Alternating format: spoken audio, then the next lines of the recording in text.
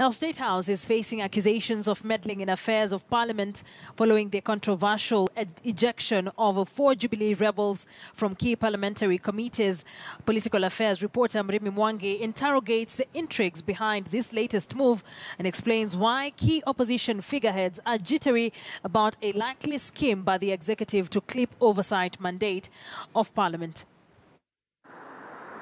With constitutionally entrenched powers equivalent to those of the High Court to compel production of evidence and enforce attendance of witnesses, standing committees are arguably the heartbeat of parliamentary oversight mandate. And I can explain when... No, I'm not even started. But the dramatic ejection of 4 sworn Jubilee rebels from leadership of key strategic committees, reportedly with the blessings of Statehouse, has reopened debate on parliament independence and put Statehouse on a collision path against key critics of President Uhuru Kenyatta's second administration.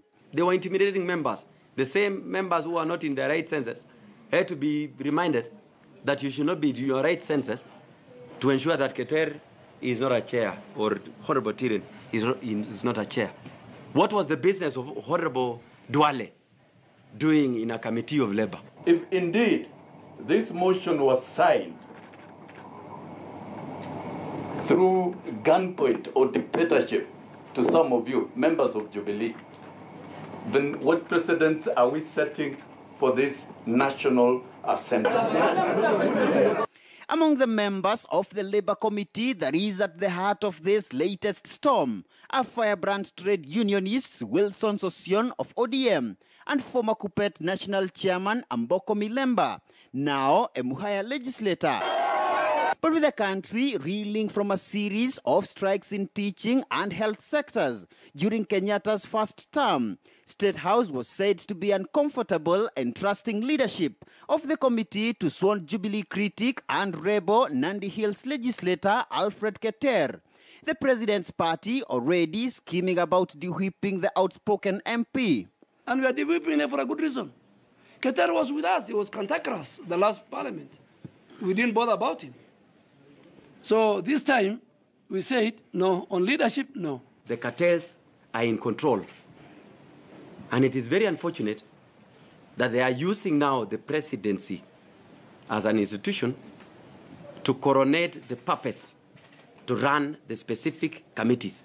But also caught in the fierce verbal crossfire is the all-important Agriculture and Livestock Committee, mandated to enact policies to facilitate operations of the critical Agriculture Ministry, which in the last financial year received a whopping 15 billion, which would subsequently be beefed up with the 6.9 billion shillings supplementary budget, as drought ravaged 23 counties last year.